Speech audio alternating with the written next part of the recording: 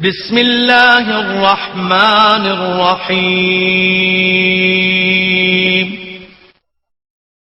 واعتصموا بحبل اللہ جميعا ولا تفرقوا، اور سب مل کر خدا کی رسی کو مضبوط پکڑے رہنا اور متفرق نہ ہونا۔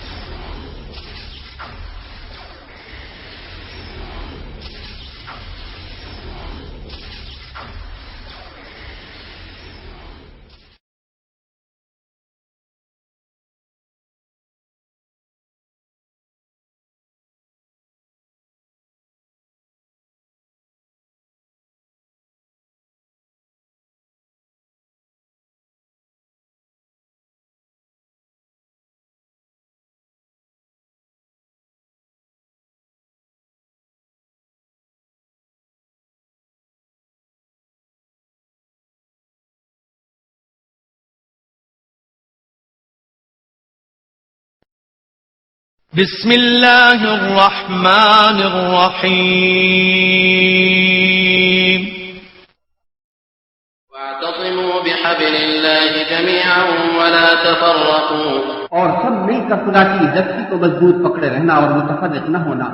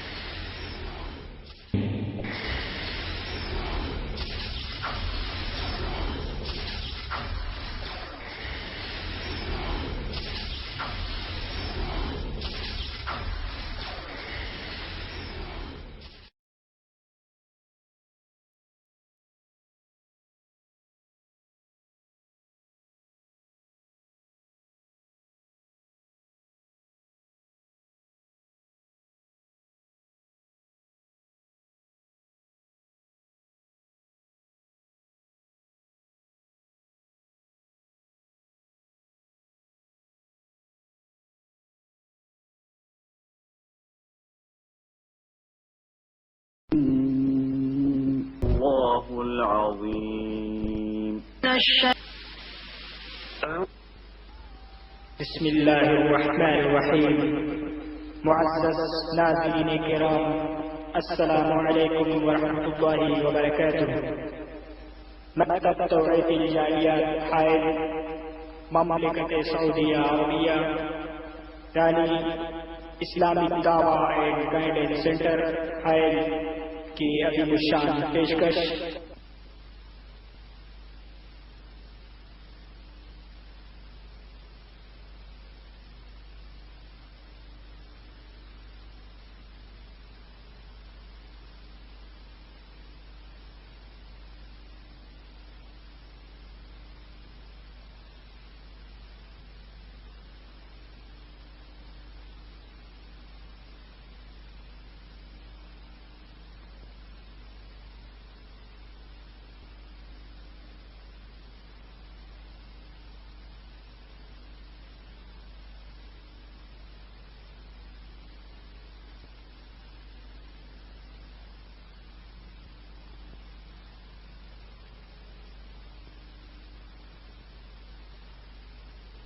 حضرات، یہ پروگرام شرح سعودی عربیہ کے مرکز الثقافی کے وسیع حال میں ہر جمعرات کو بعد نماز عشاء منعقد کیا جاتا ہے۔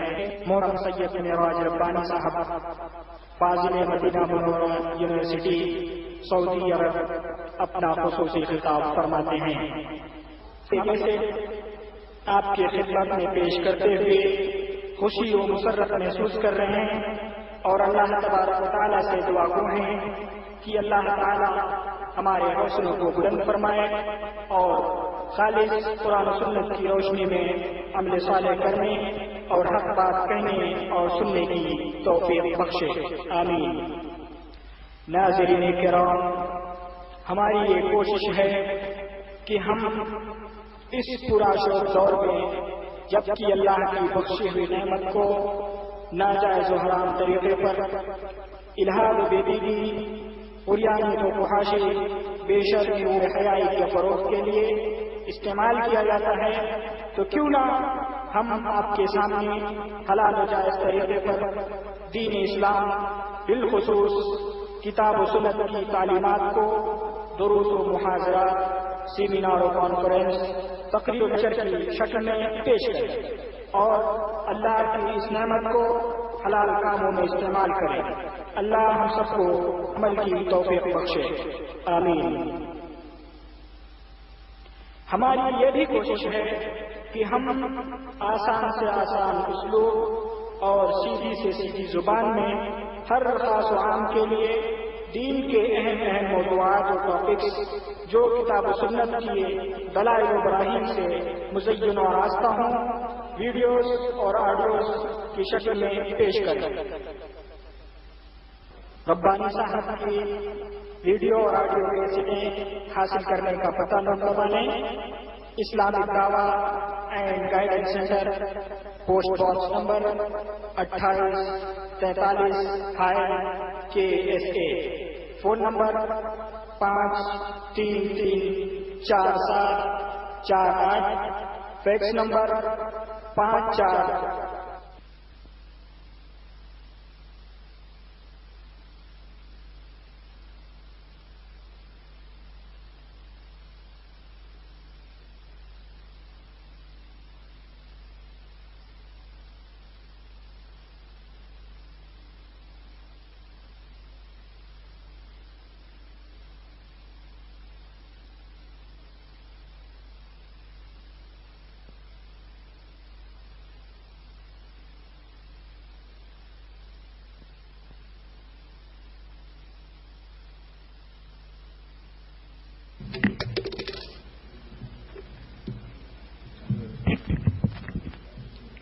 السلام علیکم ورحمۃ اللہ وبرکاتہ۔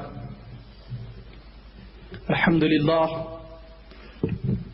للہ رب العالمین، والصلاة والسلام علی نبینا محمد وعلی آلہ واصحابہ اجمعین، وبعد، اعوذ باللہ من الشیطان الرجیم، بسم اللہ الرحمن الرحیم۔ وہ معزز تھے زمانے میں مسلمان ہو کر،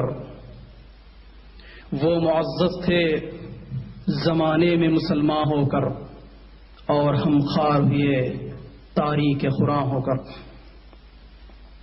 معزز حاضرین اکرام، آج بتاریخ 6 رجب 1418 مطابق 6 نومبر 1997 کو ہماری مجلس کا آغاز ہونے جا رہا ہے۔ حضرات، آج کا موضوع اور آج کا ٹاپک نہایت ہی اہم اور ضروری پروگرام ہے۔ آج کا ٹاپک ہمارے سماج اور سوسائٹی کا نہایت ہی سلگتا ہوا موضوع ہے۔ آج ہم جہاں اور دیگر پریشانیوں مصیبتوں میں مبتلا ہیں، چنانچہ کہیں فخر و فاخہ ہے تو کہیں غربت و افلاس، کہیں بدعت و خرافات کے ڈراؤنی سائے ہمارے گھیرے میں لیے ہوئے ہیں اور ہم بدعت و خرافات کے گڈھے میں ہم اس طرح ہچکیاں لے رہے ہیں. غرض ہر طرف سے ہم پریشانیوں میں مبتلا ہیں. اس کی وجہ کیا ہے؟ ایسا کیوں ہے؟ اس کی وجہ آئیے ہم آج کے لیکچر میں فضیلت الشیخ معراج ربانی حفظہ اللہ سے سنیں گے. اب میں بلا کسی تاخیر کے شیخ معراج ربانی حفظہ اللہ کو دعوت دیتا ہوں کہ وہ ڈائز پر تشریف لائیں اور اپنی علمی و فکری خطاب سے ہمارے قلوب و دماغ کو منور و مجلہ فرمائیں. السلام علیکم ورحمۃ اللہ وبرکاتہ.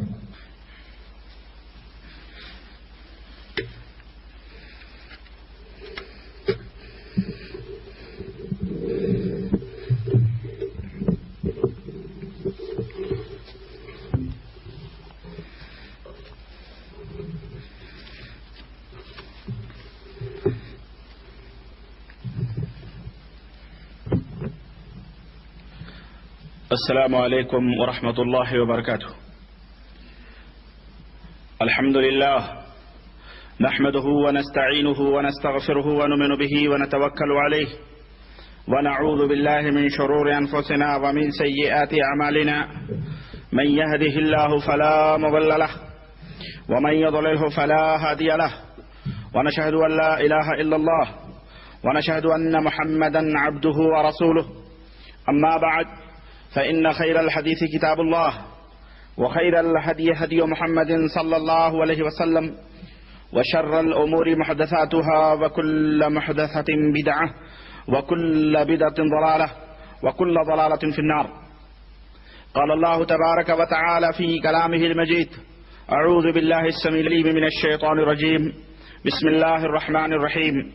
يا أيها الذين آمنوا اتقوا الله حق تقاته ولا تموتن إلا وأنتم مسلمون. يا أيها الناس اتقوا ربكم الذي خلقكم من نفس واحدة وخلق منها زوجها وبث منهما رجالا كثيرا ونساء واتقوا الله الذي تساءلون به والأرحام إن الله كان عليكم رقيبا. يا أيها الذين آمنوا اتقوا الله وقولوا قولا سديدا يصلح لكم أعمالكم ويغفر لكم ذنوبكم ومن يطع الله ورسوله فقد فاز فوزا عظيما.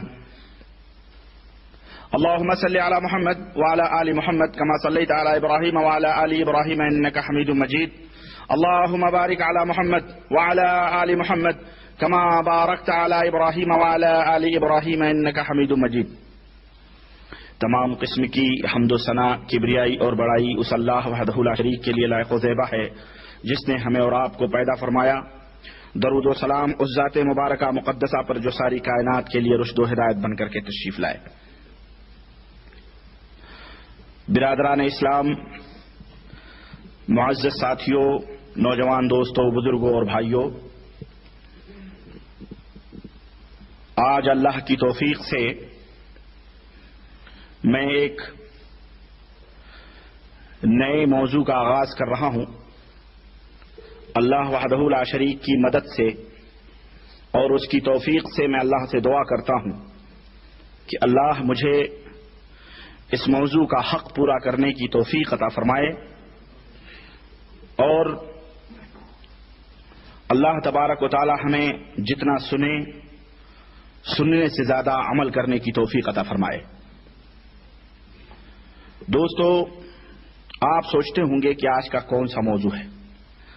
برادرم احسن مستقیم نے بھی آپ کو مخمسے میں ڈال دیا، شبہے میں ڈال دیا کہ آج ایک سماج اور سوسائٹی کا سلگتا ہوا موضوع ہے اور حقیقت بھی یہی ہے. میں سوچ یہ رہا تھا کہ کچھ دن سے صوفیہ کے تعلق سے جو گفتگو ہو رہی تھی جب وہ ختم ہو گئی تو میں نے سوچا کہ کون سا ٹاپک لیں، لیکن ایک تو بہت سارے لوگوں کے اپنی فرمائشیں کہ جناب یہ موضوع مناسب رہے گا، اور کچھ احباب بذریعے خطوط، بذریعے کیسٹس بھی اس کا ڈیمانڈ کرتے ہیں کہ جناب یہ چیز سماج اور سوسائٹی میں بالکل کینسر کی طرح پھیلتی جا رہی ہے. ضرورت اس بات کی ہے کہ لوگوں کو اس چیز کی طرف اس چیز سے اس کی حقیقت لوگوں کے سامنے بیان کی جائے اور لوگوں کے سامنے وہ چیز رکھی جائے. چنانچہ آپ حضرات بھی اس حقیقت سے واقف ہوں گے، اور وہ چیز ہے دعا، تعویذ، گنڈے، پلیتے اور یہ تمام سب چیزیں. اور پھر آدمی جب اس دلدل میں پھنستا ہے تو پھر اللہ کی قسم پھنستا ہی چلا جاتا ہے. اس آدمی کے گھر میں اگر ایک جنات ہوتے ہیں تو پیروں، فقیروں، سجادہ نشینوں، قبروں، مجاوروں کے چکروں میں پھنس کے اور پلیتوں کے چکر میں پھنس کے سینکڑوں جن اس کے گھر میں پہنچ جاتے ہیں. وہ اس چکر سے کبھی نہیں بچتا ہے، اور اس میں بہت سارے ہمارے احباب ملوث بھی ہیں، ہو چکے ہیں. اور اسی طرح سے ہندوستان ہو کہ پاکستان ہو کہ بنگلہ دیش ہو، غرض کی اکثر جگہوں پہ یہ لوگ موجود ہیں، اور ان کی دکانداریاں. ہمارے پاس ایک صاحب نے کیسٹ بھر کے بھیجا ہے، اللہ انہیں جزائے خیر دے، کہاں سے مجمع سے کیسٹ بھر کے بھیجا ہے کہ جناب ہمارے ہاں میرٹھ شہر میں تو باقاعدہ لائن لگتی ہے، کارڈ بٹتے ہیں، آپ ڈیٹ لینے کے جائے وہ تعویذ لینے کے لیے جائیں تو جناب علی آپ کو صبح جائیں تو شام کا کارڈ ملتا ہے کہ آپ شام کو ملاقات کریں. غرض کی اگر چھینک بھی آتی ہے کسی کو تو وہ بجائے ڈاکٹر کے پاس جانے کے یا کسی میڈیسن سے دوا لینے کے وہ کسی گنڈے تعویذ پلیتے والے کے پاس جاتا ہے اور کہتا ہے مجھے چھینک آ رہی ہے، مجھے کوئی تعویذ دے دو.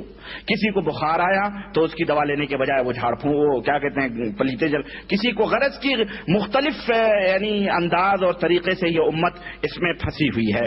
ظاہر ہے کہ اس کے اسباب اور وجوہات کیا ہیں. جیسا کہ برادرم نے بتلایا کہ آج ہم ہر طرف سے بہت ساری مصیبتوں میں گھرے ہوئے ہیں.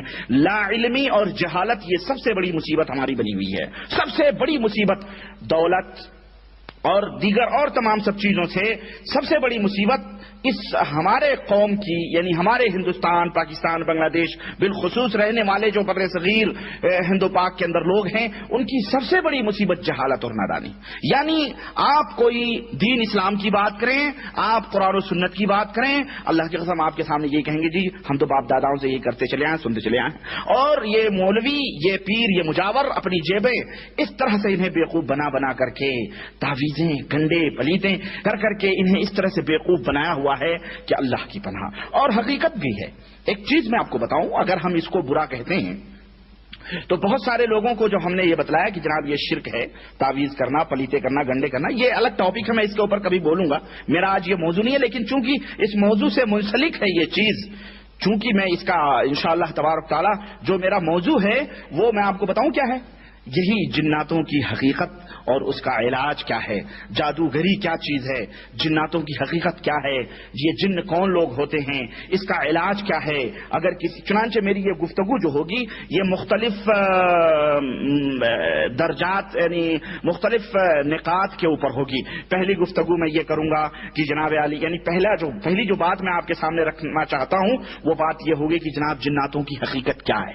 بعض لوگ انکار کرتے ہیں جی کچھ بھی نہیں ہے، امریکہ والوں کو تو کبھی جنات نہیں پکڑتا، شیطان انہیں تو کبھی نہیں پکڑتا جتنا ہمارے ہندوستان پاکستان والوں کو جنات اور چڑیل اور بھوت اور شیطان تنگ کرتے ہیں. کسی امریکن کو تو ہم نے سنا بھی نہیں. ایسا لوگ کہتے ہیں. موجودہ دور کے دہریے جو ہیں کہتے ہیں جی ان کو تو کبھی جنات نہیں پکڑا، یورپ والوں کو کبھی جنات شیطان نہیں پکڑتے. تو میں یہ کہتا ہوں شیطانوں کو کبھی شیطان نہیں پکڑتے. بھائی شیطانوں کو شیطان کیا پکڑیں گے، انہیں کیا تنگ کریں گے. شیطان تو انہیں پکڑتے ہیں جو ان کے دشمن ہوتے ہیں، وہ تو ان کے دوست ہیں، وہ خود شیطان ہیں، تو انہیں کیا پکڑیں گے شیطان. المہم تو سب سے پہلے میں قرآن اور سنت سے انشاءاللہ تبارک و تعالی یہ چیز میں ان کی حقیقت اور اس کے بعد میں یہ بتلاؤں گا کہ یہ جنات جو ہوتے ہیں یہ ان کا انسان سے کیا تعلق ہے، کس طرح سے یہ انسانیت سے انسانوں سے ان کا کس طرح سے تعلق ہے.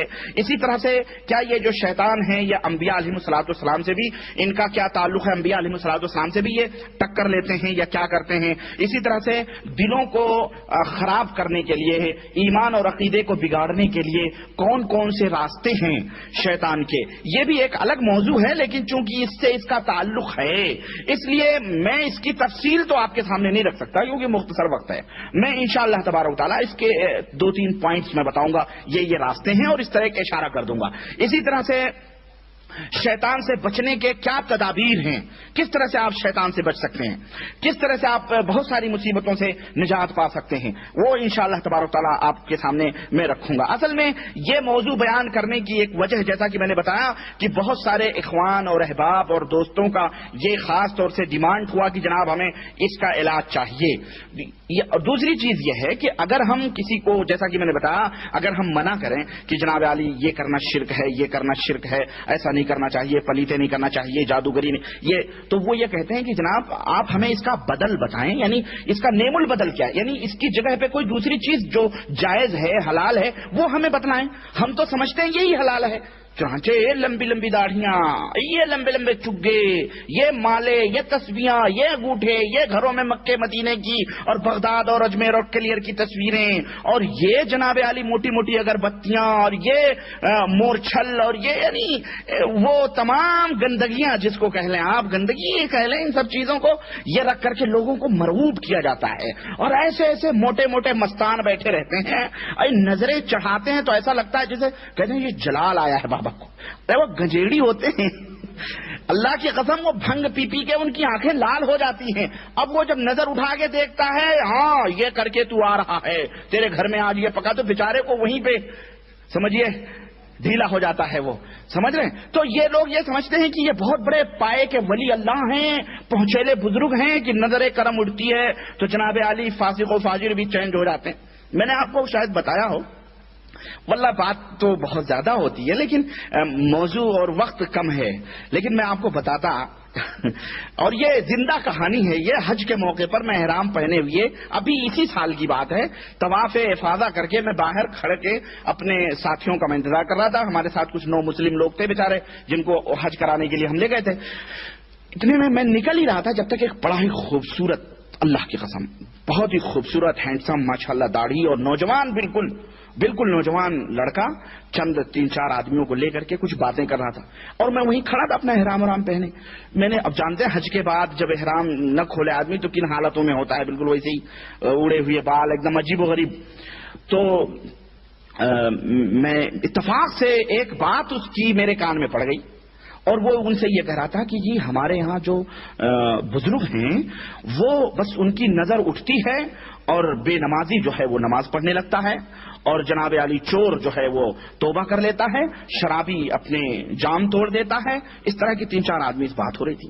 میں کان لگا کے کھڑا ہو گیا، سننے لگا۔ میں نے سنوں، وہ خوب تعریفیں وہ بابا کی کر رہا تھا کہ ہم بہت ڈاکو تھے، میں بہت ہی بدکار تھا، زناکار تھا، اور بہت ہی بے حیا تھا، میں شرابیں پیتا تھا، یہ کرتا تھا، نماز نہیں پڑھتا تھا، میرا نام مسلمانوں کا تھا، لیکن اس طرح سے چنانچہ میں داڑھی بھی مڈاتا تھا، اور اس طرح سے مطلب وہ بات وہ کر رہا تھا۔ لیکن بابا کے پاس گیا، ہمارے جو مرشد ہیں انہوں نے نظر کرم کی اور میں سب کچھ سدھر گیا، اور یہ بہت سارے بلاؤں کو، مصیبتوں کو دور کرتے ہیں، اور یعنی خوب میں سنتے میں ایک دم یعنی بھر گیا، یوں سمجھیے پک گیا۔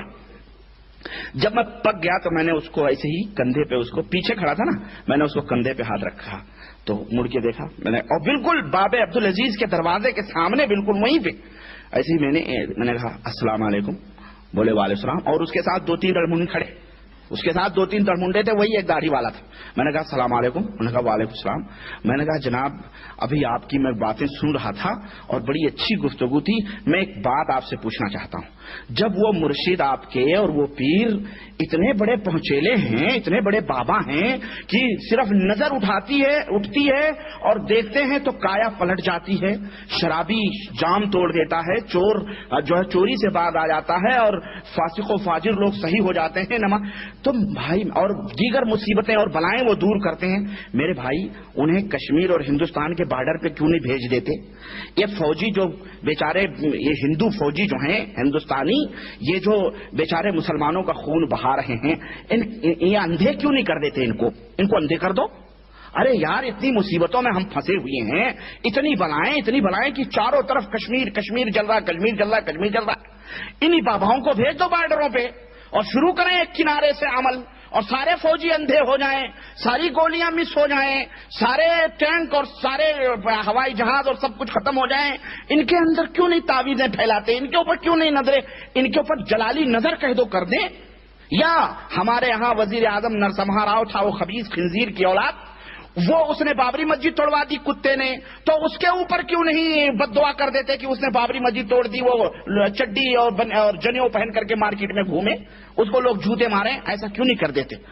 یہ میں نے ہوئی دروازہ، اور چونکہ طبیعت میری ناساز بھی تھی، آواز بھی میری ایک دم اکھڑی ہوئی تھی اور مجھے غصہ لگ رہا تھا، تو وہ کہہ رہا جناب، وہ جو دوسرے 2-3 تھے دڑمنڈے ایک دم کلین شیو، انہوں نے کہا جناب آپ تمیز سے بات کریں۔ میں نے کہا میں تمیز سے بات کر رہا ہوں بھائی، بڑے ادب سے بات کر رہا ہوں، ورنہ ہمیں اتنے ادب سے نہیں بات کرنا چاہیے، میں بہت ادب سے حرم میں کھڑ کے میں بات کر رہا ہوں، اس دروازے کے اوپر یہ توحید کا حرم ہے، یہاں سے نبی کریم صلی اللہ علیہ وسلم نے شرک کو مٹایا، اور تم اسی دروازے پہ کھڑ کر کے گمراہ کر رہے ہو اور لوگوں کو اللہ کا در چھڑوا کر کے اور ان کفرستانوں کے لوگوں کو اور کافروں اور مشرکوں کی طرف دعوت دے رہے ہو جو قبروں کے مجاور بنے ہوئے، شیطان ہو تم لوگ۔ میں بھڑکا ایک دم، اور آواز میری اکھڑی ہوئی تھی، انہوں نے کہا جناب آپ اس طرح کی بات ہے۔ میں نے جب تک 2-3 آدمی اور آ گئے، اور میں دیکھتے اس کی نظر میری اس کے بلے پہ پڑی، تو وہاں یا رسول اللہ المدد اور حجر اس کا گنبد خضرا کا لیبل لگایا ہوا تھا، لوہے کی پیتل کا بنا کر کے یہاں لگایا۔ میں سمجھ گیا یہ تو کوئی ہری پٹی والا ہے یہ، چنانچہ وہ بھی آ کے کھڑا ہو گیا، کہا آپ اولیاء اللہ کی شان نہیں جانتے ہیں، آپ گستاخی کر رہے ہیں۔ میں نے کہا گستاخ تم ہو، اولیاء اللہ کون ہیں تمہیں کیا پتا؟ ایسے لوگ اولیاء اللہ ہیں؟ یہ ان لوگوں کو تم نے اولیاء اللہ سمجھا؟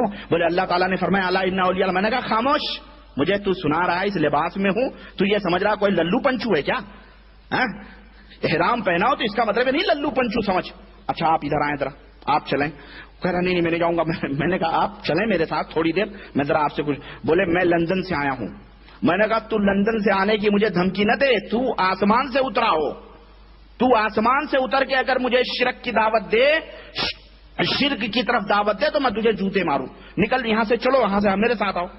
تو کہہ رہا نہیں میں جاؤں۔ جب تک 2-3 جو ہے اس کے ساتھ لگے، بولے نہیں آپ چھوڑیں ان کو۔ میں نے کہا نہیں بھائی ہم کہیں پولیس کے پاس نہیں لے جائیں گے، آپ میں سے میں تھوڑی سی بات کرنا چاہتا ہوں، بس 1 سیکنڈ۔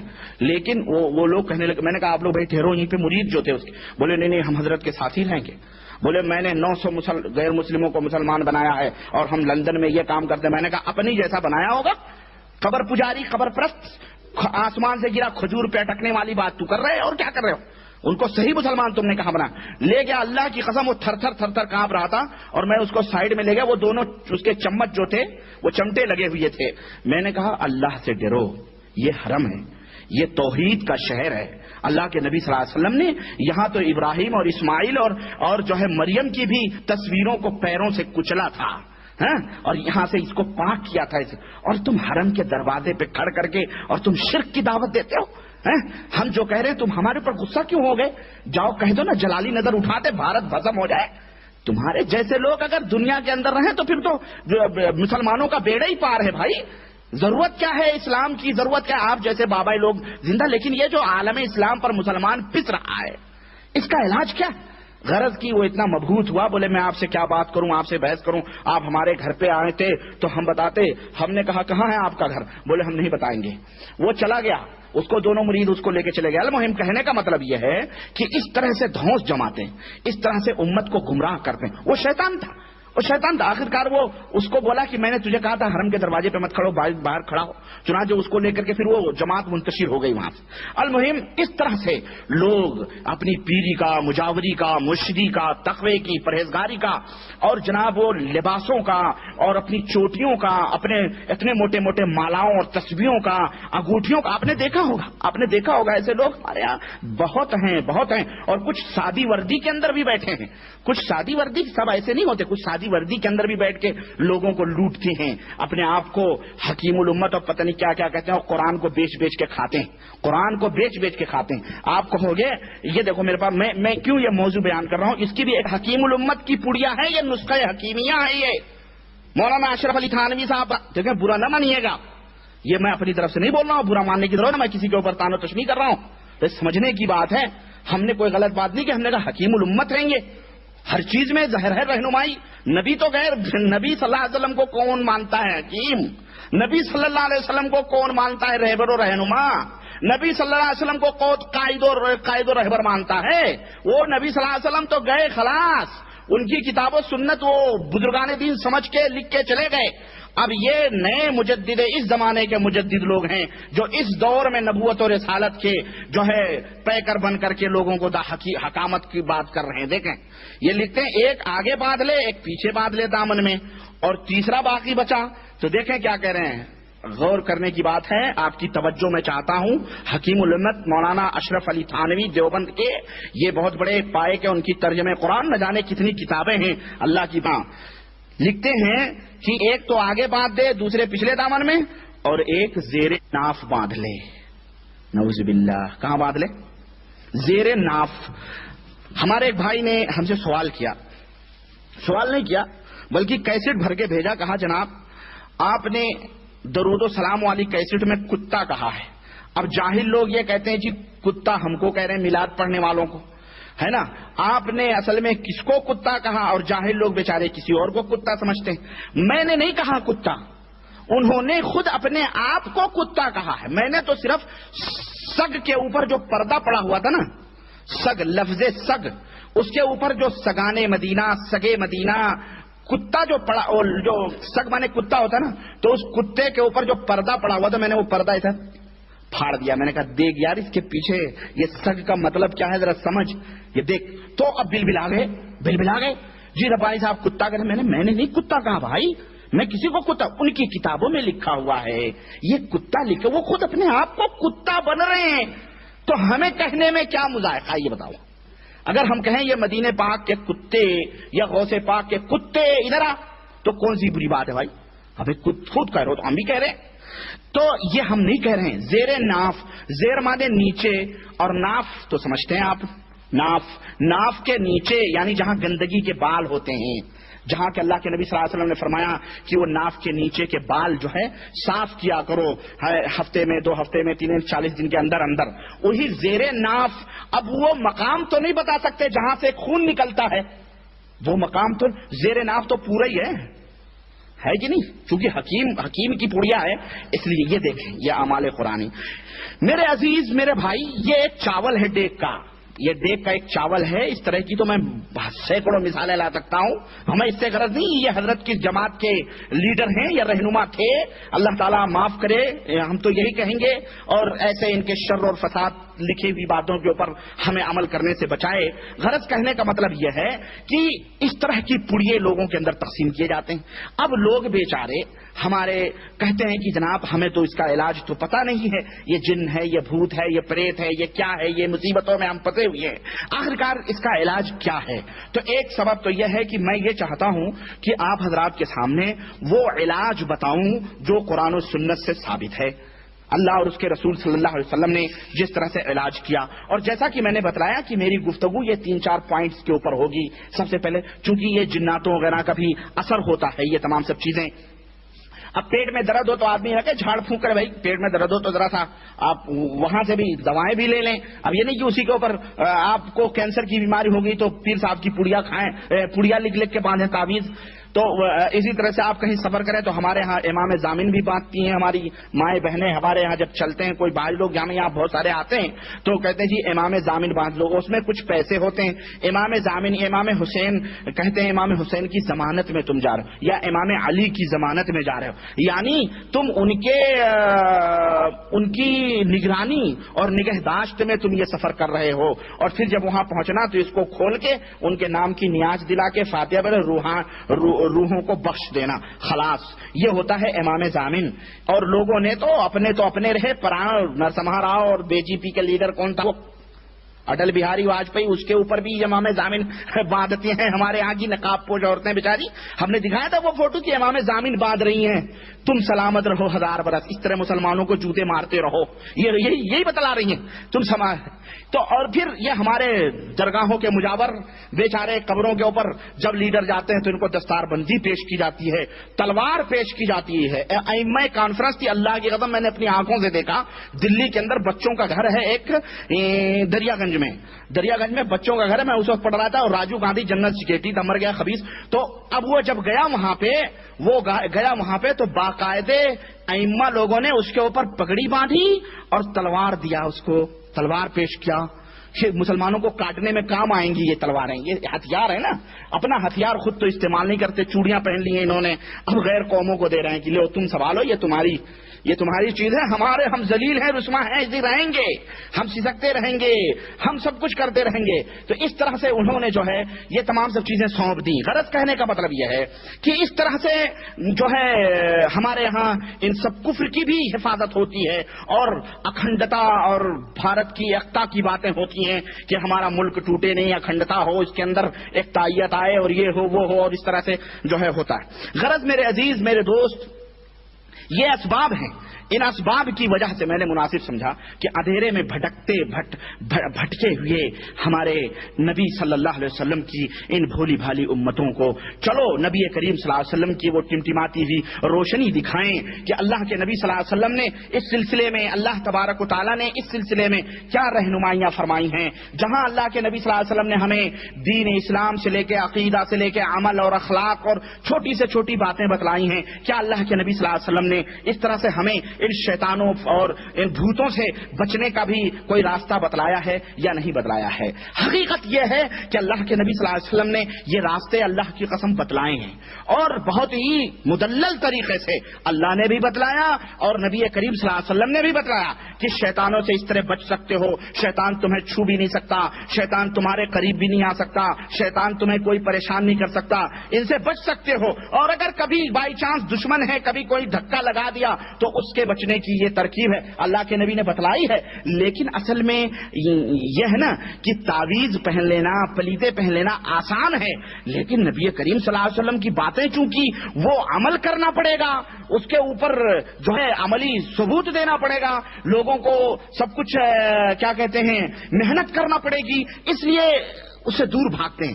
اور نہ یہ مجاور اور نہ یہ پیر، نہ یہ شیخ الحدیث اور نہ یہ محدث کرام جو تعویذیں بنڈل کے بنڈل بیچتے ہیں، اس امت کو بتاتے ہیں کہ میرے بھائی یہ کرو تم اپنا عقیدہ درست کرو، نہیں بتاتے۔ جیبیں بھر رہے ہیں، یہ 100 روپے کی تعویذ ہے، یہ 1000 کی تعویذ ہے، یہ 125 کی تعویذ ہے، یہ 500 کی تعویذ ہے، اس طرح تمہارے گھر میں اتنے جنات، اتنے، یہی سب بتایا جاتا ہے۔ غرض کہنے کا مطلب ہے میں نے سوچا کہ آپ حضرات کے سامنے، اپنے دوستوں کے سامنے، اور جہاں تک میری آواز جائے پہنچے ان لوگوں کے سامنے میں یہ باتیں کھول کر کے رکھوں کہ سب سے پہلے دشمن کی حقیقت سمجھو۔ شیطان ہی تو دشمن ہے نا، ان الشیطان الانسان عدو مبین۔ سب سے پہلے دشمن کی حقیقت سمجھو، پھر دشمن کن کن راستوں سے تمہارے اوپر حملہ آور ہوتا ہے اس کو سمجھو، کیا اس نے انبیاء کے اوپر بھی حملے کیے اسے بھی سمجھو، کیا اس کا دلوں کے برباد کرنے کے کون کون سے راستے ہیں اس کو بھی سمجھو، پھر اس دشمن سے بچنے کے کیا کیا طریقے ہیں وہ بھی سمجھو، اور جو دشمن کی رنجش اور اس کی بندش میں آ چکا ہے، دشمن کے جھمیلے میں پہنچ چکا ہے اس شیطان کے، اس کا علاج کیسے ہو، وہ کیسے بچ سکتا ہے، یہ تمام سب چیزیں میں انشاءاللہ تبارک و تعالی یہ آپ کے سامنے رکھنا چاہتا ہوں۔ آئیے سب سے پہلے اچھا ایک چیز اور میں آپ کو بتاؤں، بعض ہمارے بھائی لوگ ہیں یہ سوچتے ہیں کہ یہ جو علاج ہوگا دشمن کا، جنات کا، یہ سوچتے ہیں کہ یہ علاج صرف وہی کر سکتا ہے جو کسی خبر کا مجاور ہو یا کسی چلے کے اوپر بیٹھا ہو، تعزیے پہ سجدہ کرتا ہو یا نظر و نیاز، یہ تمام سب چیزیں جو خرافات کرتے ہیں یہی لوگ کر سکتے ہیں۔ وہ ان کا یہ سوال ہوتا ہے کیا ہم بھی یہ علاج کر سکتے ہیں؟ بے شک آپ بھی یہ علاج کر سکتے ہیں، ہر مسلمان یہ علاج کر سکتا ہے۔ شرط کیا ہے؟ اس کے کچھ صفات ہیں، علاج کرنے والے کے لیے کچھ صفات ہیں، کچھ اس کے گن ہیں، وہ سمجھ لیں، اس کو اپنے ذہنوں میں بٹھا لیں، بے شک آپ بھی اس طرح سے علاج کریں، اپنا علاج کریں، اپنے گھر والوں کا علاج کریں۔ وہ شروط ہیں، ان شروط کے اوپر آپ مکمل طور پہ اتر جائیں، یقیناً آپ بھی کر سکتے ہیں۔ اسی طرح سے کچھ شبہات اس طرح کے بھی پیدا ہوتے ہیں کہ جناب علی قرآن کریم میں ظاہر ہے اللہ کے رسول صلی اللہ علیہ وسلم نے جو آیتیں آپ پڑھ کے بتاؤ گے یا یہ آیت ایسا تو اللہ کے نبی نے نہیں فرمایا ہے کہ جی یہ آیت پڑھو تو یہ ہوگا، یہ آیت کریمہ پڑھو تو یہ ہوگا، تو کیسے آپ کیا کریں گے؟ تو اصل میں یہ ہے کہ ہمارا جواب یہ ہے کہ جناب ایسا ہے کہ اللہ کے رسول صلی اللہ علیہ وسلم نے، بلکہ اللہ تبارک و تعالیٰ نے پورے قرآن کو شفا قرار دیا ہے۔ جہاں حضور صلی اللہ علیہ وسلم سے مل جائے حدیث کہ اللہ کے نبی نے یہ پڑھا، وہ تو اہلاً و سہلاً سراخوں پہ، جہاں نہ ملے وہاں قرآن کریم کی آیت ہے۔ اللہ تعالیٰ نے فرمایا وَنُنَزِّلُ مِنَ الْقُرْآنِ مَا هُوَ شِفَاءٌ وَرَحْمَةٌ لِّلْمُؤْمِنِينَ وَلَا يَزِيدُ الظَّالِمِينَ إِلَّا خسارہ کہ ہم نے اس قرآن کو اتارا ہے اور اس میں شفا ہے. اس میں کیا ہے؟ شفا ہے. مومنوں کے لیے شفا ہے اور اس میں رحمت ہے, اور ظالموں کے لیے اس میں کیا ہے؟ خسارہ اور نقصان ہے. اسی طرح سے اللہ کے رسول صلی اللہ علیہ وسلم نے, اور یہ شفا جو ہے جہاں پر آدمی کی روحانیت کو یہ قرآن شفا دیتا ہے, شرک اور خرافات کی گندگیاں اور پلید ان دلوں سے نکالتا ہے یہ قرآن, اور اسے صحیح فکر اور اللہ وحدہ لا شریک کی معرفت یہ قرآن دیتا ہے. وہیں جسمانی طور پر جو آفات, جو بلیات, جو آحات, جو پریشانیوں میں یہ اللہ کے بندے ملوث ہوں گے ان کے لیے بھی اس میں شفا ہے, معنوی طور پر بھی اور یعنی روحانی طور پر بھی اور جسمانی طور پر, دونوں طور پر یہ قرآن ہمارے لیے شفا ہے. اسی طرح سے حضرت عائشہ رضی اللہ تعالیٰ عنہ کی روایت, اللہ کے رسول صلی اللہ علیہ وسلم نے فرمایا, حضرت عائشہ رضی اللہ تعالیٰ عنہ فرماتی ہیں کہ نبی کریم صلی اللہ علیہ وسلم ہمارے پاس آئے اور ہمارے پاس ایک عورت بیٹھی ہوئی تھی جو علاج کر رہی تھی, جو علاج معالجہ کرتی تھی, تو یعنی وہ جھاڑ پھونک کرتی تھی. تو اللہ کے رسول صلی اللہ علیہ وسلم نے فرمایا, عالجی ہے بکتاب اللہ, اے بندی خدا, اے بادی خدا, اللہ کے قرآن سے علاج کرو. کس سے علاج کرو؟ اللہ کے کتاب یعنی قرآن کریم سے علاج کرو. تو اس آیت کریمہ سے, اس حدیث سے صاف واضح ہو گیا کہ پورے قرآن سے بھی ہم علاج کر سکتے ہیں اور یہ جائز ہے, اس کے اندر کوئی قباحت نہیں ہے. اسی طرح سے بخاری شریف کی وہ روایت جس میں حضرت ابو سعید خدری رضی اللہ تعالیٰ عنہ نے وہ بچھو کے ڈنگ جس کو لگے تھے سورہ فاتحہ پڑھ کے علاج کیا تھا, تو نبی کریم صلی اللہ علیہ وسلم نے فرمایا کہ تجھے کیسے معلوم ہوا, تمہیں کیسے معلوم ہوا کہ سورہ فاتحہ کے اندر یہ اس سے جھاڑ پھونک کیا جاتا؟ تو نے اللہ کے نبی نے آنے پڑی اللہ دی. اس سے بھی واضح طور یہ ملتی ہے کہ سب نے اس وقت یہ نہیں سوچا کہ یہ سوچو کہ اللہ کے نبی نے کون کون سی آیتیں پڑھی ہیں, بلکہ ان کے ذہن میں بات آئی کہ قرآن سے علاج ہوتا ہے, اس لیے انہوں نے سورہ فاتحہ پڑھ دیا, خلاص اللہ تعالیٰ نے اسے شفا دے دی. اسی طرح سے جس طرح سے قرآن سے علاج کرنا جائز ہے, اسی طرح سے نبی کریم صلی اللہ علیہ وسلم سے جو دعائیں ثابت ہیں اس سے بھی علاج کرنا جائز ہے. اسی طرح سے اللہ کے جو اسما ہیں, اللہ کے نام جو ہیں 99 اور جو بھی کم و بیش زیادہ کم ہوں, اسی طرح سے وہ اللہ تعالیٰ کے جو صفات ہیں ان کے ذریعے سے جو ہے جھاڑ پھونک کرنا یہ جائز ہے. اسی طرح سے صحیح مسلم کے اندر اللہ کے رسول صلی اللہ علیہ وسلم سے لوگوں نے کہا کہ انہوں نے کہا اے اللہ کے رسول انا کنا نرقى فی الجاہلیہ, اے اللہ کے نبی ہم جاہلیت کے زمانے میں, کفر کے زمانے میں جو ہے ہم جھاڑ پھونک کرتے تھے. تو آپ صلی اللہ علیہ وسلم نے فرمایا اعرضوا علیہ رقاکم لا باس بالرقیہ, اے لوگوں اپنے جھاڑ پھونک کی جو دعائیں تھیں اس کو ہمارے اوپر پیش کرو, یعنی بتاؤ کیسے کیسے پڑھتے تھے. لا باس بالرقیہ ما لم تکن شرکن, اگر اس میں شرکیہ الفاظ نہ ہو تو پھر کوئی حرج نہیں ہے, اس سے دعائیں کر سکتے ہیں. تو گویا اس حدیث سے معلوم ہوا کہ جھاڑ پھونک تک جائز ہے. جھاڑ پھونک قرآن کریم سے, اللہ کے نام سے, اس کے صفات سے, اسی طرح سے ان دعاؤں کے ذریعے سے جس میں شرکیہ کلمات نہ ہو اور عربی میں ہو, اس سے جائز ہے دعا کرنا. تو یہ شریعت کا معیار ہے, یہ شریعت کا ترازو ہے. اس سے ہٹ کر کے اگر کوئی شخص کوئی علاج کرتا ہے تو یہ سراسر شرک اور سراسر یہ بدعات اور خرافات کے اندر یہ چیز آئے گی. غرض کہنے کا مطلب یہ ہے, آئیے اس سے پہلے کہ میں کیا کہتے ہیں اس علاج میں داخل ہوں, یہ بات آپ کو یعنی علاج نہیں بلکہ اس کی حقیقت چند باتیں آپ کے سامنے رکھنا یہ بھی ضروری ہیں.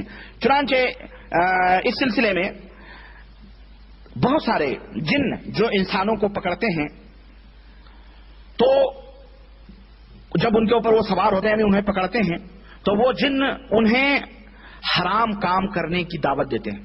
وہ شیطان کیا کرتے ہیں کہ حرام کام کرو. چنانچہ آپ نے دیکھا ہوگا وہ یعنی گالیاں بکتا ہے اور بے حرمتی کرتا ہے, نماز نہیں پڑھتا ہے, حرام ہی ہے نا, نماز چھوڑنا حرام ہی. اسی طرح سے وہ جن اسے لوگوں سے کہتا ہے, ہم نے تو اپنے کانوں سے سنا ہے کہ فلانے بابا کی درگاہ پہ چلو تو ہم چلے جائیں گے. کہتا ہے کہ نہیں کہتا ہے؟ ہمارے ہاں جہاں میں پڑھتا تھا وہاں پر ایک آئی عورت, اس کو وہاں پہ قبر کے پاس جھومتے ہیں, وہاں جن آتے ہیں, حاضر ہوتے ہیں. تو وہ جب اس کے بال ہم لوگ کیا کرتے تھے, اگربتی اس کے ناک کے پاس رکھتے تھے, ایسے ہی کھڑے رہتے تھے.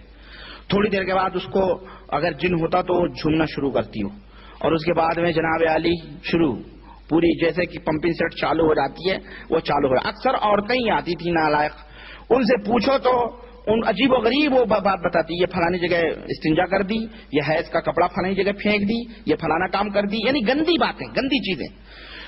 تو ایک جن تھا وہ کہتا تھا میں یہاں نہیں چھوڑوں گا, میں یہاں نہیں چھوڑوں گا, میں غازی بابا کے یہاں جاؤں گا. غازی بابا کے یہاں, غازی بابا جانتے ہیں؟ غازی بابا نہیں جانتے؟ بہرائچ شریف میں غازی میاں ہیں, 17 سال میں مرے تھے وہ, ان کی شادی نہیں ہوئی تھی تو ان کو بالے میاں کہا جاتا ہے, یعنی کنوارے ہی مر گیا وہ. ہم وہاں جائیں گے, وہاں دیونی کے وہ رکھے ہوئے ہیں, بندے کان کی بالیاں دیونی کی رکھی ہوئی ہیں. آپ تعجب کریں گے کہ سونے چاندی کی ہیں؟ نہیں, او اتنا بڑا پتھر کا سلہ ہے بھیا, ہم نے تو دیکھا ہے. کہتے ہیں یہ سل اسی وقت اٹھے گا. چکی ہے, چکی جیسے چکی نہیں ہوتی پیسنے کی, اس کی دگنی چکی ہے وہ اتنی موٹی. کہتے ہیں یہ غازی بابا کی خدمت کرتی دیونی تھی, یعنی وہاں رہتی تھی اور پھر جو ہے وہ مر گئی. تو وہ کان میں پہنتی تھی. وہ کہتے ہیں کہ وہ چکی کوئی نہیں اٹھا پاتا ہے, اگر کوئی یا غازی پیر کہہ کے اٹھائے تو وہ اٹھتا ہے. دیکھیں وہاں بھی اللہ تعالیٰ, یعنی یہ شیطان اس سے شرک کام کروا رہا. اللہ کو پکارنے کے بجائے وہ جو ہے ان پیروں مردوں کو پکارے تو اٹھ جاتی ہوگی بھائی. تو بہرحال تو کہنے کا مطلب یہ ہے کہ اس طرح سے جنات حرام کاموں کا حکم دیتے ہیں. شیطان چل فلانے بابا کے یہاں چل, فلانے چلے پہ کر تازیہ بنا, یہ کر وہ کر, نیاز دے, اتنے بکرے ذبح کر, ہمارے فلانے بابا کے نام سے اتنے مرغے لا, یہ کر وہ کر, دنیا بھر کے حرام کاموں کا حکم دیتے ہیں. تو یہ ضرورت ہے نا بھائی اس بات کی کہ ہم آپ کے سامنے یہ حقیقت کھول کے رکھیں کہ نہیں. اسی طرح سے دشمنان اسلام جو ہیں, چاہے وہ کرسچن ہوں یا غیر قوم کے لوگ ہوں, وہ مسلمانوں کو تنگ کرنے کے لیے جادو کرتے ہیں, جن بھیجتے ہیں, ان سے حرام کام کرواتے ہیں, چنانچہ ان سے پوجے کرواتے ہیں. مندروں میں بھی جاتا, پوجا کرتا, پاٹ کرتا, لوگ سمجھتے ہیں اس کے اوپر جنات ہے, اور اس طرح سے اسے غلط کاموں کی طرف مائل کرتے ہیں. اور لوگ کہتے ہیں کہ جی بس یہ تو جو ہے ہمارا دین, ہمارا مذہب اختیار کر لیا, یعنی کسی بہانے سے مسلمانوں کو تنگ کیا جاتا ہے. اور چونکہ اس موضوع پر ہمارے مولانا حضرات زیادہ بولتے بھی نہیں ہیں, اور جو بولیں کیسے جب اس میں خود وہ ننگے ہیں تو دوسروں کو ننگا کیسے کہیں گے. زیادہ تر مولوی یہ سب کام کرتے ہیں, یا زیادہ حافظ جی لوگ ہوتے ہیں ہے نا, یہی کام کرتے ہیں. 10 پارے حفظ کر لیے, پورا قرآن, کوئی دھندا نہیں ملا تو بس دعا تعویذ کے دھندے. آپ دیکھیں بامبے میں, آپ کراچی میں, کہیں بھی دیکھیں آپ, جناب علی خوب دھندے چل رہے ہیں. جناب علی اچھے سے اچھی, وہ فقیر اس کی بیوی وہاں مر رہی ہے, یہاں بامبے میں بیٹھ کے, کراچی میں بیٹھ کے وہ دھندے چالو کیا ہوا, اور خوب کمائیاں اس سے ہو رہی ہیں. تو غرض آئیے سب سے پہلے ہم یہ جناتوں کی حقیقتوں کو سمجھتے ہیں کہ کیا یہ جنات ہیں بھی یا نہیں ہیں. میں زیادہ تفصیل میں نہیں جاؤں گا, بس قرآن کریم اور ایک حدیث آپ سمجھنے کے لیے کافی ہے. اللہ وحدہ لا شریک نے قرآن کریم میں فرمایا وما خلقت الجن والانس الا ليعبدون, ہم نے جناتوں کو اور انسانوں کو صرف اپنی عبادت کے لیے پیدا کیا ہے. یہ اس بات کی دلیل ہے کہ جناتوں کا وجود موجود ہے, جناتوں کا وجود ہے. اسی طرح سے اللہ تعالیٰ نے فرمایا کہ وَإِذْ صَرَفْنَا إِلَيْكَ نَفْرًا مِنَ الْجِنِّ يَسْتَمِعُونَ الْقُرْآنَ, سورہ احقاف آیت نمبر 29. اللہ تعالیٰ نے فرمایا کہ اے رسول, اور جب ہم نے متوجہ کیا آپ کی طرف جناتوں کی ایک جماعت کو جو آپ سے قرآن سن رہے تھے, یعنی جناتوں کی ایک جماعت آپ سے قرآن سن رہی تھی. تو اس آیت کریمہ سے معلوم ہوا کہ جنات جو ہے یہ قرآن پڑھتے اور پڑھاتے, اور حدیث بھی آ رہی ہے وہ میں بتاؤں گا. اسی طرح سے قرآن کریم میں کئی جگہیں ہیں, سورہ انعام کے اندر موجود ہے, سورہ رحمان ہے, سورہ جن ہے, اسی طرح سے سورہ جن, جو ان تمام صورتوں کے اندر موجود ہیں جنوں کے قصے, جنوں کے واقعات. تو یہ آیت کریمہ اس بات کی دلیل ہے کہ جنوں کا وجود ہے. جو لوگ انکار کرتے ہیں وہ جھوٹے ہیں, وہ کذاب ہیں. ہمارا اللہ یہ کہتا ہے جن ہیں, جناتوں کو پیدا کیا. اسی طرح سے صحیح مسلم کی روایت میں حدیث سے دلیل لیں. حدیث میں صحیح مسلم حضرت عبداللہ بن مسعود رضی اللہ تعالیٰ عنہ اس حدیث کے راوی ہیں, کہتے ہیں کہ کننا مع رسول اللہ صلی اللہ علیہ وسلم, کہ ہم رسول اللہ صلی اللہ علیہ وسلم کے ساتھ تھے, ذات لیلۃ, ایک رات, ففقدناہ, تو ہم نے آپ صلی اللہ علیہ وسلم کو ایک رات گم پایا. ہم آپ صلی اللہ علیہ وسلم کے ساتھ تھے لیکن پھر ہم نے آپ صلی اللہ علیہ وسلم کو گم پایا. تو ہم نے آپ کو وادیوں میں, گھاٹیوں میں, پہاڑیوں میں, مکے کی گلی گلی میں ڈھونڈا لیکن آپ صلی اللہ علیہ وسلم نہ ملے. تو ہم نے سوچا کہ آپ کو کوئی ضرور تکلیف پہنچی ہے اور آپ صلی اللہ علیہ وسلم کو یا تو اغوا کر لیا گیا یا تو آپ کو قتل کر دیا گیا. غرض کی وہ رات ہم نے بہت بری رات گزاری, بڑی بری رات گزاری. صبح جب ہوئی تو ہم نے دیکھا کہ آپ ہیرا پہاڑی کی طرف سے چلے آ رہے ہیں. اللہ آپ ہیرا پہاڑی کی طرف سے چلے آ رہے ہیں اور یہ بیچارے عاشقان مصطفیٰ نبی کریم صلی اللہ علیہ وسلم کی چہرے مبارک کو دیکھ کر کے جو جیتے تھے، یہ دوڑے دوڑے نبی کریم صلی اللہ علیہ وسلم کے پاس گئے، کہنے لگے فقلنا یا رسول اللہ فقدناک فطلبناک فلم نجدک فبتنا بشر لیلۃ بات بها قوم، اللہ کے نبی ہم نے آپ کو گم پایا اور ہم نے آپ کو ڈھونڈا تلاش کیا لیکن آپ کو ہم نہ پائے، ہم نے یہ رات اس قوم کی طرح گزاری ہے جو سب سے مصیبت اور پریشانی میں رہ کر کے وہ رات وہ قوم گزارتی ہے، بڑی بری رات گزاری ہے۔ فقالا، تو آپ صلی اللہ علیہ وسلم نے فرمایا اتانی داعی الجن، اتانی، اچھا چلو میں ترجمہ بتا دوں، مجھے ایک بات آ جاتی ہے ذہن میں، وہ میں اشارہ کرنا چاہتا تھا، بہرحال ابھی میں بتاتا ہوں۔ فاتانی داعی الجن، تو میرے پاس جناتوں کا ایک گروپ آیا، ایک آدمی آیا، فذهبت معه، تو میں اس کے ساتھ گیا، فقرات علیہم القرآن، تو ہم انہیں قرآن پڑھ کے ہم نے انہیں سنایا۔ آپ صلی اللہ علیہ وسلم وہ آئے اور ہمیں کو بلا کے لے گئے تو ہم نے انہیں قرآن سنایا۔ یہاں پر ایک بات آپ دیکھیں اللہ اکبر اللہ اکبر، آج کل ایک بات آئی ہے، میں بیان کر کے نکل جاتا ہوں، میں وہاں زیادہ دیر نہیں رکوں گا۔ حضرت عبداللہ ابن مسعود رضی اللہ تعالیٰ عنہ کتنے بڑے جلیل القدر صحابی ہیں، یہ بتائیں، یہ جو ہمارے جنہیں ہم ولی اللہ صوفیہ سمجھتے ہیں، جنہیں ہم نے بزرگان دین کہا ہوا ہے اور جن کے بارے میں غوث پاک رکھ لیں آپ، چلیں ہم وہ منڈی پکڑ لیتے ہیں، شیخ عبد القادر جیلانی کو مثال میں لے لیتے ہیں، کیا شیخ عبد القادر جیلانی یہ حضرت عبداللہ ابن مسعود سے افضل ہیں؟ آپ بتائیں۔ شیخ عبد القادر جیلانی کے تعلق سے ہمارے اس دور کے جو مشرکین ہیں، قبر پرست، بیچارے بھی کہہ دو، مسکین ہیں، علم نہیں، کیوں اگر علم ہو جائے تو یہ صحیح راستے پہ آ جائیں، ان کے مولوی انہیں علم ہی نہیں دیتے ہیں۔ یہ بیچارے یہ کہتے ہیں کہ غوث پاک پوری کائنات کے اندر ان کا حکم چل رہا ہے اور سب کچھ ہو رہا ہے، وہ 12 برس کی کشتی بھی واپس لا رہے ہیں، چنانچہ فوٹو دکھایا گیا، فوٹو میں پتہ ہے غوث پاک کی تصویر دکھا کر کے وہ کشتی ڈوب رہی ہے، نیچے سے غوث پاک اٹھا کر کے اس کو باہر لا رہے ہیں، یہ فوٹو بکتے ہیں جناب، مسلم ہندوستان میں، پاکستان میں یہ بک رہے ہیں، اور اسی طرح سے یعنی حکمرانی چل رہی ہے، فلانے کے شیروں پہ حکمرانی ہے، دریاؤں پہ حکمرانی ہے، جانوروں پہ حکمرانی، جو کچھ بھی ہے سب کچھ ہے، سب کچھ یہ حضرت عبداللہ ابن اور غیب جانتے ہیں، دلوں کی بات جانتے ہیں، آج بھی پکارو یا غوث المدد تو بغداد سے ہندوستان پہنچ جاتے ہیں اور سن لیتے ہیں، سب کچھ کرتے ہیں۔ عبداللہ ابن مسعود رضی اللہ تعالیٰ عنہ اتنے بڑے عاشق جو نبی کا چہرہ دیکھے بغیر چین اور سکون آئے، کہہ رہے ہیں اللہ کے نبی یہ رات ہم نے بڑی بری گزاری، ہم نے تلاش کیا پائے۔ ان بیچاروں کو علم غیب تو نہ ہوا، جو نبی کے صحابہ تھے، جو نبی کے دوست تھے، انہیں تو کسی طرح سے نہ معلوم ہوا کہ ہمارا نبی جس طرح ہمارا رسول بن کے آیا تھا، اسی طرح سے ایک دوسری قوم جنات بھی ہے، ان کا بھی آقا بن کے آیا تھا، ان میں قرآن پڑھنے گیا ہے، انہیں قرآن سنانے گیا ہے، جس طرح سے انہیں ہمارے نبی ہیں اس طرح ان کے بھی نہیں۔ ان بیچاروں کو تو نہ معلوم ہوا، ان بیچاروں کو جو صحابی تھے انہیں تو نہ پتا چلا، ان رکابیوں کو بڑی اچھی طرح سے معلوم ہو جاتا ہے، صحابی نہ جانے، رکابی پھٹ سے سمجھ جائیں کہ جناب علی یہ ہمارے بزرگ ہیں، یہ ولی اللہ فلانے ہے، نہیں بات سمجھ میں آ رہی نہیں، آپ دور جانے کی ضرورت نہیں ہے جناب، صحابہ کرام رضوان اللہ علیہم اجمعین کے ایسے ایسے واقعات ہیں جو ان کے ان عقیدوں کو باطل کرتے ہیں، یہ صحابہ کو نہیں مانتے، اللہ کی قسم۔ اب دیکھیں صحیح مسلم کی روایت کھلی ہوئی بات ہے کہ نہیں، چلیں آگے بڑھتے ہیں، چھوڑیں آپ، یہ ایک نقطہ تھا جو میں بتانا چاہتا تھا۔ دیکھیں وہ کہہ رہے ہیں اللہ کے نبی میں نے آپ کو نہیں پایا، تلاش کیا، صبح اللہ کے نبی آئے تو پہنچ گئے، اللہ کے نبی ایسا ہوا، انہیں تو معلوم ہو جانا چاہیے، علم غیب تو انہیں بدرجے اولا ہونا چاہیے،